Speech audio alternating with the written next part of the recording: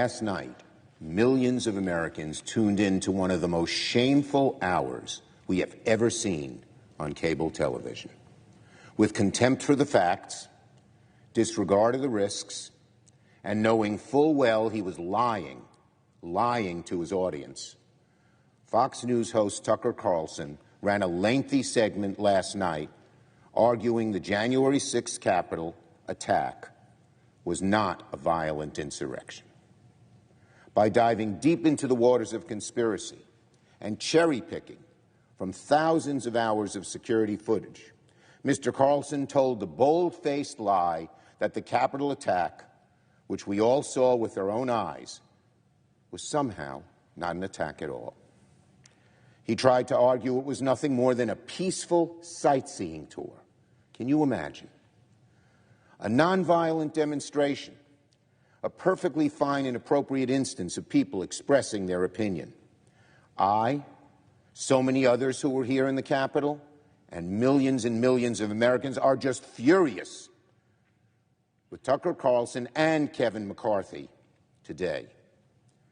Many of my staff were here at the Capitol on January 6th. Their lives were put in danger, as were the lives of many of my colleagues, as well as police, maintenance staff, reporters, countless others. At one point, I was within 30 feet of the rioters.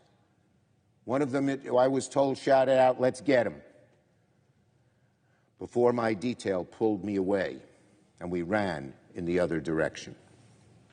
To say January 6th was not violent is a lie pure and simple. I don't think I've ever seen a primetime cable news anchor manipulate his viewers the way Mr. Carlson did last night. I don't think I've ever seen an anchor treat the American people and American democracy with such disdain. And he's going to come back tonight with another segment. Fox News should tell him not to. Fox News, Rupert Murdoch, tell Carlson not to run a second segment of lies. You know it's a lie. You've admitted it's a lie. And Speaker McCarthy is every bit as culpable as Mr. Carlson.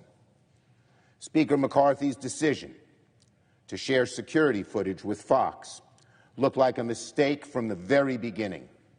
But after last night, it looks like a disaster.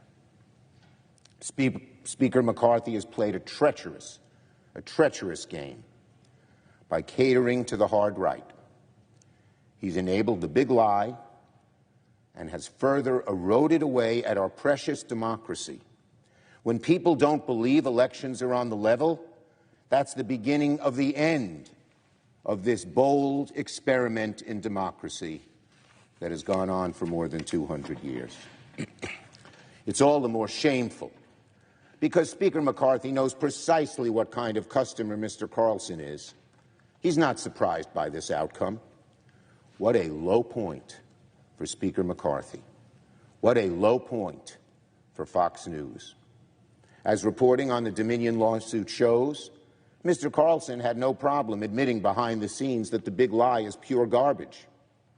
When Sidney Powell went on the air to push the stolen election narrative, Mr. Carlson told fellow anchor Laura Ingraham that Sidney Powell is lying. His words by the deposition. Mr. Carlson's own producer texted him that, quote, "I don't think there is evidence of voter fraud that swung the election."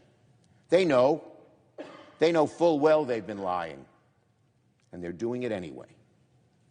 We all, Americans of all types and stripes and corners of this country, Democrats, Republicans, independents, need to take a stand and call out Mr. Carlson's conduct for what it is, a dangerous, unforgivable attempt to destabilize our democracy and rewrite the history of the worst attack on our Constitution since the Civil War. It's an insult to every police officer who was on the scene that terrible, fearful day. It's an insult to the memory of every single person who perished in connection to the attack, especially to the memory of Brian Sicknick. Nonviolent, Ask the Sicknick family. It makes me sick just thinking about what his family must be going through this morning. And it's an insult to everyone who cares about our democracy and wishes to preserve the dream of our founders in our day, in our age. I hope every member of this chamber will call out Fox and Mr. Carlson for defending the insurrectionists. And again, I am disappointed and angered in Speaker McCarthy's decision to share sensitive security footage with Mr. Carlson. Speaker McCarthy was here that day. He knows what actually happened. His staff and members suffered like everyone else, but he chose cheap political expediency over truth and preservation of democracy.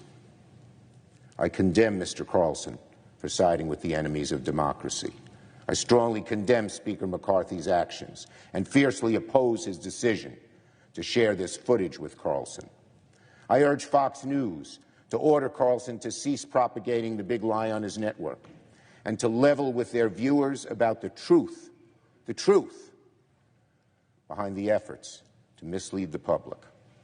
Conduct like theirs is just asking for another January 6th to happen.